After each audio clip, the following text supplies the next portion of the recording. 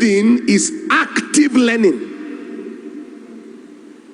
Listening is learning, but it is passive. You are not doing anything, it is just entering your ears. But in reading, you are taking the words and making them letters. And you are taking the letters and making them pictures. And the brain is doing all of this in the split of a second. And you are taking the pictures and turning them into understanding.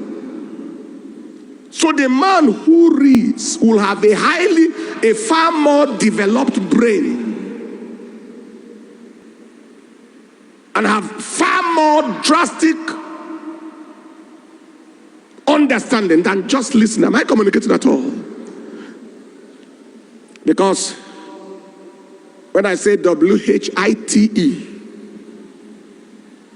you are not doing just the letters.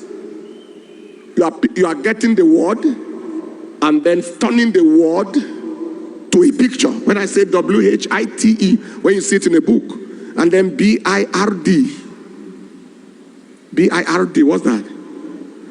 The first one. So we're talking about what? And so what? You are not just seeing that later now. It has formed into a word, and the word has turned into a picture, a white bird. So it forms in the image of your mind. That is the power of reading. Am I communicating at all? So reading facilitates active learning, which brings about progress. Thirdly, reading reveals the stories behind the glories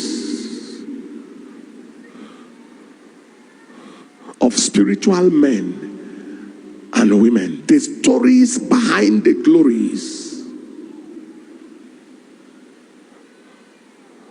Because for every glory that you see, there is the story behind. When you see in Job chapter 42 and in verse 10 that God turned the captivity of Job, that is the end. That's the glory. Now so you go behind and see the whole of the story. And that is what reading does. I'm aware of people who advocate that you should ensure that there is a book everywhere you are.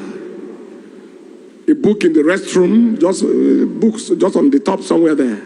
You are on the throne, just open and looking at least even if it's 2 or 3 pages. Somewhere, just everywhere. I believe that God will give upon us the discipline of reading and a reading culture that will change our lives. You believe that? Say aloud, amen. So, number 5.